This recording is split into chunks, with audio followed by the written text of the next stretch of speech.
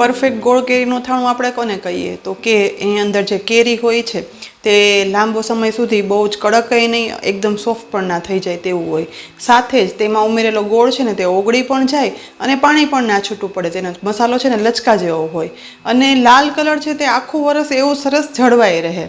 તો આવી ગોળ કેરી બનાવવા માટે તમારે વસ્તુની પસંદગી છે, તેની સાથે તેમાં અપાતો સમય છે અને પરફેક્ટ મેઝરમેન્ટ હોય ને તો આવી ગોળ કેરી એકદમ સરસ અને આખું વરસ સારી રહે છે. હું છેલ્લા 25 વર્ષથી મારા વડીલો પાસેથી શીખેલી રીતથી જ ગોળ કેરી બનાવું છું અને તે પણ મસાલાનો વઘાર કર્યા વગર, અને જે એટલી સરસ બને છે ને કે 1 વર્ષ શું 2 વર્ષ સુધી એવો જ કલર અને સ્વાદ જળવાઈ રહે છે. તો આજે હું તમારી સાથે એ જ રીત શેર કરું છું. મસાલો વઘાર્યા વગર જ વર્ષો જૂની રીતથી ગોળ કેરી બનાવવા માટે અથાણામાં દરેક સામગ્રીની પસંદગી પણ એટલી જ જરૂરી છે. જેમાં પહેલી સામગ્રી આવે છે કેરી. તો ગોળ કેરીના અથાણા માટે કેરી કેવી પસંદ કરવી? અહીં ગોળ કેરી બનાવવા માટે મેં 1 કિલો મીડિયમ સાઇઝની રાજાપુરી કેરી લીધી છે. રાજાપુરીના બદલે દેશી અથવા તો કેસર કાચી કેરી લઈ શકાય છે, પણ કેરી છે ને તે આવી કડક જ લેવાની. પ્રથમ ઊંડા વાસણમાં પાણી લઈ તેમાં બધી કેરીને પાણીમાં ઉમેરી અને ઘસીને અને સાફ કરી લેવાની છે, જેથી કાચી કેરી પર લાગેલો ધૂળ અને કચરો હોય ને તો તે દૂર થઈ જાય. હવે સાફ થયેલી કેરીને પાણીમાંથી કાઢી અને કોરા ચોખા કિચન ટોવેલ પર રાખી દેવાની અને ત્યાર પછી કેરીને ઘસી અને લૂછી લેવાની છે. કેરી લૂછાઈ ગયા પછી કેરીની ઉપરની સાઈડ કાઢી કેરીની છાલ ઉખાડી લેવાની. ગોળ કેરીનું અથાણું ગોળમાં બને છે, એટલે લાંબા સમય સુધી ગોળ કેરી કાળી ના પડે ને તે માટે હંમેશા ફક્ત આ અથાણામાં આપણે કેરીની છાલ છે ને તે ઉખાડી લેવાની. છાલ કાઢ્યા પછી હવે કેરીના આ રીતે પહેલા મોટા ટુકડા કરી લઈએ અને ગોટલી અલગ કરી લેવાની છે. હવે મોટા ટુકડામાંથી મીડિયમ સાઇઝના આવા ટુકડા કરી લેવાના છે. એક કેરીના ટુકડા આ રીતે થઈ ગયા છે તો તેને એક પોળા અને ઊંડા સ્ટીલના વાસણમાં કાઢી લેવાના. અહીં આ રીતે મેં બધી કેરીના ટુકડા કરી લીધા છે. હવે આ કેરીના ટુકડામાં 2 ટીસ્પૂન મીઠું ઉમેરશું. સાથે અડધી ટીસ્પૂન હળદર ઉમેરી બંનેને હાથ વડે જ કેરીમાં એકદમ સરસ રીતે મિક્સ કરી લેવાના છે. અથાણામાં હળદર અને મીઠું છે ને તે ઉમેરવાથી તે પ્રિઝર્વેટિવનું કામ કરે છે. હળદર છે ને તે કેરીને લાંબા સમય સુધી કાળી નહીં પડવા દે અને મીઠું નાખવાથી કેરીના ટુકડા છે ને તે આખું વરસ સુધી કડક અને એ સ્વાદના રહેશે અને પોચા નહીં પડે. કેરીમાં હળદર અને મીઠું એકદમ સરસ રીતે ચડી જાય ને એટલે હવે ઢાંકણ ઢાંકી હળદર મીઠું આપેલ કેરીના ટુકડાને લગભગ 5 કલાક એમ જ રહેવા દેવાના છે. અહીં 5 કલાક થયા પછી બાઉલનું ઢાંકણ ખોલી અને જુઓ, હળદરના કારણે કેરીના ટુકડા પર પીળો કલર ચડી ગયો છે અને મીઠાના લીધે ટુકડામાં નીચે તરફ પાણી થયું છે. તો આ સમયે હવે કિચન ટોવેલ પાથરી તેના પર આ કેરીના ટુકડા છે ને આ રીતે ખાટા પાણીમાંથી નિતારી કોરા કરવા માટે ફેલાવી દેવાના.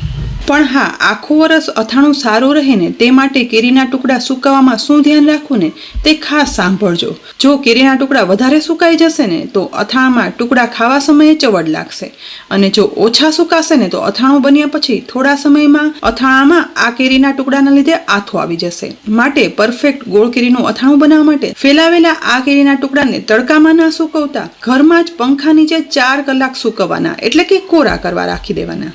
અહીં 4 કલાક પછી કોરા થયેલ આ ટુકડા હાથમાં લેતા જુઓ, કેરીના ટુકડાની અંદર સોફ્ટનેસ છે પણ ઉપરથી સુકાઈને હાથમાં લેતા તે કોરા પણ થઈ ગયા છે, એટલે કે પરફેક્ટ સુકાયા છે. બસ આવા ટુકડા સુકાઈ જાય ને એટલે હવે આપણે ગોળ કેરીનું અથાણું મિક્સ કરવા માટે બીજી સામગ્રીનું પરફેક્ટ માપ પણ લઈ લઈએ.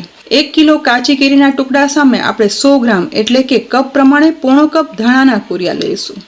તેની સામે 25 ગ્રામ એટલે કે 1/4 કપ રાઈના કુરિયા અને 1/8 કપ એટલે કે 20 ગ્રામ મેથીના કુરિયા લેવાના છે. તેની સાથે જ 50 ગ્રામ ગાજરના ડ્રાય ટુકડા લઈશું. ગાજરને છાલ ઉખાડી અને તડકામાં સૂકવી એકદમ ડ્રાય ટુકડા આ રીતે કરી લેવાના. તેની સાથે જ 50 ગ્રામ સૂકી ખારેકના ટુકડા લીધા છે અને 8 થી 10 સૂકા લાલ મરચાના બીજ કાઢી આવા નાના ટુકડા કરી લેવાના છે. આ સાથે તમારે વધારે ઉમેરવું હોય ને તો સૂકા કોપરાના ટુકડા પણ ભાવતા હોય ને તો ઉમેરી શકાય છે.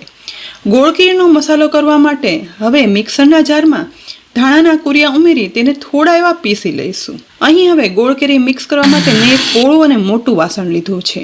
તો તેમાં પીસેલા ધાણાના કુરિયા છે ને જે આવા અધકચરા પીસ્યા છે તે ઉમેરી દેવાના. એ જ રીતે ફરી એ જ જારમાં રાઈના કુરિયા અને મેથીના કુરિયા સાથે ઉમેરી જારનું ઢાંકણ ઢાંકી અને પીસ્યા પછી પાવડર ના બનાવતા આવા અધકચરા પીસી અને ધાણાના કુરિયા સાથે જ ઉમેરવાના છે. હવે સાથે 1 ટેબલ સ્પૂન સૂકા કાળા મરી પણ ઉમેરશું. તેની સાથે સૂકા લાલ મરચાંના ટુકડા, સૂકા ગાજરના ટુકડા, સૂકી ખારેકના ટુકડા ઉમેરી દઈશું. મસાલા પણ પરફેક્ટ માપ સાથે જ ઉમેરવાના છે. જેના માટે અડધી ટીસ્પૂન હિંગ, અડધી ટીસ્પૂનથી પણ ઓછું મીઠું ઉમેરશું, કારણ કે આ ગળ્યું અથાણું છે. મસાલા પૂરતી જ એટલે કે 1/4 ટીસ્પૂન હળદર પાવડર ઉમેરવાનું છે. સાથે લાલ મરચું પાવડર છે ને તે 1/4 કપ ઉમેરશું. અહીં આ અથાણામાં લાલ મરચું પાવડર વધુ જોઈશે. હવે પહેલા ચમચા વડે ડ્રાય મસાલો છે ને તે એકદમ સરસ રીતે મિક્સ કરી લેવાનો છે. બધો મસાલો મિક્સ કર્યા પછી હવે 1 કિલો કેરી સાથે 1.5 કિલો ગોળ કેરીનો ગોળ ખમણી અને ખમણ કરી આ રીતે લીધો છે, જે મસાલામાં ઉમેરશું, જેથી ગોળના ટુકડા આખા ન રહે. અને આખો રસ ગોળ કેરીનું અથાણું સારું રહે ને તે માટે ગોળની પસંદગી પણ કેવી કરવી ને તેના પણ આધાર રહેતો હોય છે. અને અથાણાની આ સિઝનમાં માર્કેટમાં ગોળ કેરી બનાવવા માટે સ્પેશિયલ આવો કોલ્હાપુરી ગોળ મળતો હોય છે, જે બહુ વધારે કઠણ પણ નહીં અને દેશી ગોળ જેવો સોફ્ટ અને ડાર્ક પણ ના હોતા, મીડિયમ અને કલરમાં ઉજળો હોય છે. જેથી ગોળ કેરીના અથાણામાં આ ગોળ ઉમેરવાથી ગોળ સમયસર અથાણામાં ઓગળી જાય અને લચકા જેવો ગળ્યો મસાલો પણ બને છે અને ગોળમાંથી ઓગળી પાણી પણ અલગ નથી થતું, જેથી અથાણું છે ને કાળું ના પડતા ઉજળા કલર સાથે એવા જ સ્વાદનું અને લચકા જેવું જળવાઈ રહે છે. ગોળ ઉમેરાઈ ગયા પછી હવે ચમચા વડે બધો મસાલો છે ને તે ગોળમાં મિક્સ કરી લેવાનો છે. થોડું એવું બધું મિક્સ થઈ જાય ને એટલે આ સમયે કોરા કરેલ કેરીના ટુકડા છે ને તે ગોળ અને મસાલા સાથે ઉમેરી હાથ વડે મિક્સ કરશું, જેથી ગોળ એકદમ છૂટો પડતો જાય અને બધા મસાલા કેરી બધું મિક્સ થતું જાય. પહેલાંના સમયમાં પણ અથાણા બનાવવા સમયે અનેક નાની નાની બાબતોનું ધ્યાન રાખવામાં આવતું, જેમ કે અથાણા બનાવવામાં સ્વચ્છતા રાખવી, વાસણ ચોખ્ખા વાપરવા, મસાલા છે તે નવા વાપરવા. આ બધી બાબતોનું ધાર્મિક મહત્વ પણ કહેવાતું, પણ તેની સાથે એક વૈજ્ઞાનિક કારણ પણ જોડાયેલું હતું કે જેટલી વધારે સ્વચ્છતા રાખો ને એટલા જીવાણુ ઓછા હોય અને એટલે અથાણું 2 વર્ષ સુધી પણ એવું સારું અને સારા સ્વાદનું રહે. અહીં હવે ગોળ સાથે બધા કોરા મસાલા મિક્સ થઈ ગયા છે, તો આ સમયે ગેસની ફ્લેમ લો કરી તેના ઉપર એક પેનમાં 2 કપ જેટલું એટલે કે વજનમાં 250 ml તેલ ગરમ કરવા માટે રાખવાનું છે. અહીં ઘરમાં ઉપયોગમાં લેતા કોઈ પણ તેલ જેમ કે સિંગ તેલ, કોર્ન ઓઇલ અથવા તો સનફ્લાવર ઓઇલ વાપરી શકાય છે. ઉત્તર ભારતમાં અથાણા સરસવના તેલમાં બને છે, પણ આપણા ગુજરાતી અથાણા ક્યારેય પણ સરસવ તેલમાં નથી બનતા અને ગુજરાતી અથાણાનો સ્વાદ સરસવ તેલમાં આવતો પણ નથી. માટે આપણે ઘરમાં વાપરતા હોય ને તો સિંગ તેલ અથવા સનફ્લાવર તેલનો જ ઉપયોગ કરવાનો. તેલમાં ધુવાળા થાય એવું તેલ ગરમ થઈ જાય ને એટલે ગેસની ફ્લેમ છે ને તે આ સમયે બંધ કરી દેવાની અને તેલને લગભગ 5 મિનિટ સતત ઠંડુ થાય ને તેવું થવા દેવાનું. લગભગ 5 મિનિટ પછી આ તેલ સતત ગરમ જેવું રહ્યું છે, તો હવે પહેલાં સતત ગરમ તેલમાંથી અડધું તેલ છે ને તે ગોળ કેરીના મિશ્રણમાં ઉમેરી દઈશું અને ચમચા વડે બધું મિક્સ કરવાનું છે. ગરમ તેલમાં ઉમેરવાથી મસાલામાં રહેલા રાઈ, મેથી અને ધાણાના કુરિયા છે ને તે સતળાઈ જશે અને ઉમેરેલા લાલ મરચું પાવડર અને બીજા મસાલા છે ને તે કાળા પણ નહીં પડે અને ગોળ કેરીનો કલર છે ને તે ઉજળો લાલ ચટક રહેશે.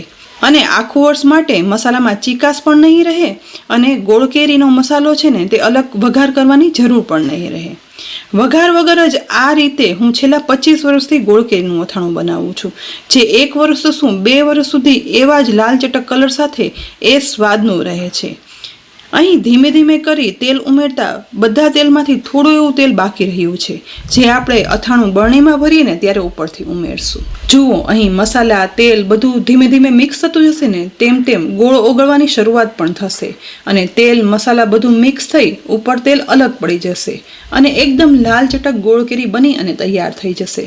પણ હજી અથાણામાં પૂરેપૂરો ગોળ ઓગળતા લગભગ 3 દિવસ જેવો સમય લાગશે. માટે અત્યારે આ તૈયાર થયેલા ગોળ કેરીના અથાણાને આપણે કાચના કન્ટેનરમાં નહીં ભરીએ, પરંતુ આ જ વાસણમાં ઢાંકણ ઢાંકી અને રાખી દઈશું.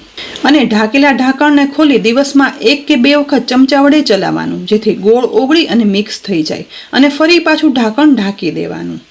3 દિવસ પછી આ અથાણાનું ઢાંકણ ખોલી જોઈશું. અહીં જુઓ, ગોળ કેરીમાં મસાલો ભળી લાલ ચટક કલર એકદમ સરસ અથાણાનો આવી ગયો છે. સાથે ગોળ પણ ઓગળી અને લચકા જેવી કલરમાં એકદમ ઉજળી ગોળ કેરી બની અને તૈયાર થઈ ગઈ છે. અને છતાં પણ ક્યાંક ક્યાંક ગોળના ટુકડા રહ્યા હોય ને તો પણ ચિંતા ન કરવાની.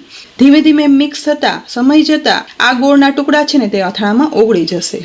અહીં તૈયાર થયેલી ગોળ કેરીને આખું વરસ એ સ્વાદ અને કલરની રહે ને તેવી જાળવવા માટે કાચની બરણી જ પસંદ કરવાની. અહીં મેં કાચની બરણી સાફ કરી તડકે તપાવી અને લીધી છે, જેથી અંદર જરા પણ જમ્સ ના રહે. બસ બનાવેલ ગોળ કેરીને આ રીતે કાચની બરણીમાં ઉમેરતા જઈ અને ભરી લેવાની છે. બધી ગોળ કેરી કાચની બરણીમાં ઉમેર્યા પછી ઉપરથી થોડું એવું બાકી રહેલું તેલ પણ ઉમેરી દેવાનું, જે અહીં વિડીયોમાં નથી આવ્યું. તો બાકી રહેલું તેલ છે ને તે અથાણું ડૂબી જાય ને એટલું જરૂરથી ઉમેરી દેજો. ગોળ કેરી બરણીમાં ભરાઈ જાય ને એટલે હવે કપડાં વડે આસપાસની દિવાલ પણ લૂછી લઈશું અને ચોખ્ખી કરી લેવાનું છે. અને ત્યાર પછી એરટાઈટ ઢાંકણ ઢાંકી અને રાખી દેવાનું. અને આ અથાણું છે ને તે ફ્રીજમાં રાખવાની કોઈ જરૂર નથી. નોર્મલ રૂમ ટેમ્પરેચર પર 2 વર્ષ સુધી મારે વર્ષોથી એવું જ એ સ્વાદનું અને એ જ કલરનું જળવાઈ રહે છે. તો ફ્રેન્ડ્સ, આજે પરફેક્ટ રીતે, પરફેક્ટ માપથી, વર્ષો જૂની રીતથી વઘાર કર્યા વગરની ગોળ કેરીનું અથાણું બનાવવાની મેં તમને રીત બતાવી. તો આ રીત તમને કેવી લાગી? આ રીતથી ચોક્કસ એક વખત તો આ અથાણું જરૂરથી બનાવજો અને પછી મને કહેજો કે બીજા અથાણા કરતાં ગોળ કેરીનું આ અથાણાની રીત તમને કેવી લાગી. સાથે જ આ રીત જો તમને ઉપયોગી લાગી હોય ને તો જરૂરથી આ રીત લાઈક કરી અને શેર કરજો. અને તેની સાથે જ અમારી યુટ્યુબ ચેનલ સબસ્ક્રાઈબ કરી બાજુમાં આપેલ બેલ આઇકન પણ પ્રેસ કરી દેજો. અને અમારા ફેસબુક પેજને લાઈક કરી અને ફોલો કરજો, જેથી આવી અનેક ઉપયોગી રેસીપીના અપડેટ્સ તમને તુરંત જ મળે. ફરી મળશું ઉપયોગી રેસીપી સાથે.